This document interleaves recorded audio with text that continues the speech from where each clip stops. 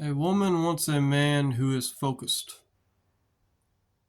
who knows what he wants and is driven to achieve what he wants.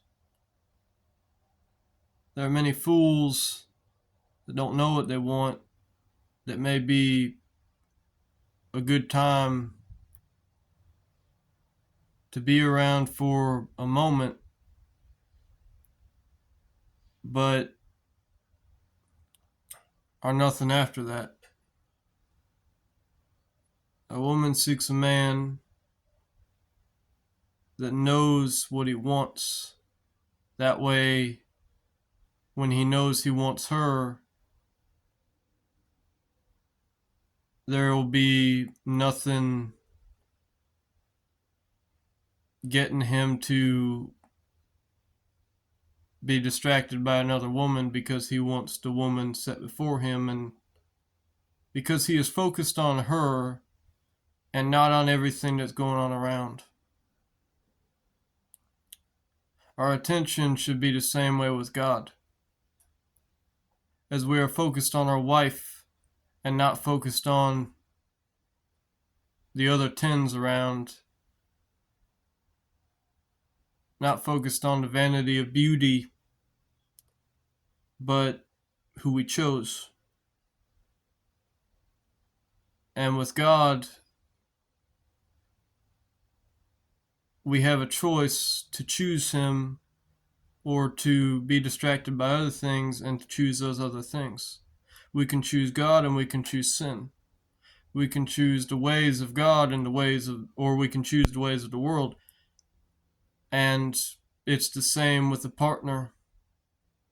This is not just a man speaking of men's views of women, or the opposite. It's not just a man speaking of women's views of men, but a man speaking of men's views of women as well. That a man wants a woman who's focused, not just a good time. Because a good time doesn't last as long. A good time is just vanity. That doesn't mean you don't have somebody who's fun to be around, but that when you have somebody that's fun to be around, that they are driven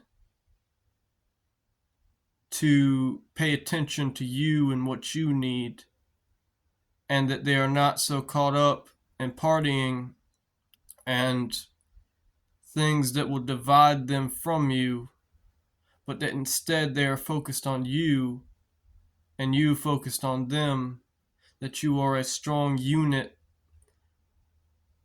never lacking for intimacy, never lacking for focus. You are focused on each other. You are focused on God first as the foundation of your relationship. And by having him as the foundation of your relationship, you are not swayed by the ways of the world, and the unity is not broken because there is not vanity in it. When you pick a partner, be it a man with a woman or a woman with a man, we are not to be focused on other women or other men when we are to be focused on our partner. That does not mean you do not show love to your neighbor. That does not mean you go and be hateful to everyone else because you already have somebody. It just means that you've got your one and they are with you. You are now made one flesh, no longer being divided from each other, but now that peace that you were looking for, or that you weren't looking for and you just ended up with anyways, that's good. That is, you already have that. So you don't look for that somewhere else. You look for that where it is. When you have a wife, you don't look for other women. When you have a man, you don't look for other men. But you maintain the unity that is under God, that is between man and woman. Always loving, always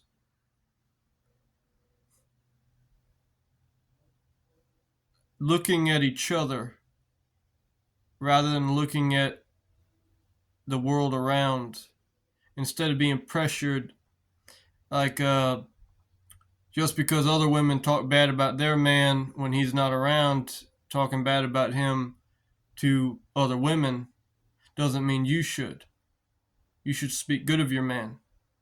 And just because other men speak ill of their woman, complaining about her, just as the women complain about the man to the other women, the man ought not to speak ill of his women, or his, well, daughters too, but this is about the wife. You should never speak ill of your wife, because then you are disrespecting yourself. Because they are of you and you are of them. You are one flesh. So when you speak ill of your partner, you speak ill of yourself. When you don't have the willingness, the balls, the understanding, the confidence to properly communicate with your partner, you lose the relationship, because there isn't a relationship there when you don't communicate with each other. But when you're willing to communicate with each other, you love each other, because you're not hiding. A relationship where you're hiding from your partner is no relationship. It's dead. And the relationship between a man and a woman, as with all other relationships, is not a game of hide and seek. It's a game of we're going to stand together, and with God as our support, we're going to survive the world, not as survivors, but as kings and queens. We are going to be lords of the world and not peasants, having all humility as Jesus did and does. But we will claim our lordship of the world, because we are the owners of this world. As God has bought us, He has bought us to be, as Christ has bought us, we are to be the tillers of the ground on this earth. He has given us the earth while He has the heavens. While He has heaven, we have earth. The reason bad things happen is not because God allows it. It's because God has made it to where we are the tillers of the ground. So anything that goes wrong on the earth is our fault. It's never God's fault, because God will never make a mistake, as we will make mistakes. So whenever you see that there is something going wrong in the world, because the world is wicked and evil, that means the world is not being properly owned by man, by mankind. Not being properly owned by man, woman, and child, and instead being disregarded, that we do have the authority to speak those things which be not and manifest them, and we have the authority to ask for those things which be not and get them. Love is God, and God is love. So when you share a bond with a woman or a man, and that bond is God, it is not broken. But when that bond is not God, when that bond is of the world, it is easily shattered and is made of none effect.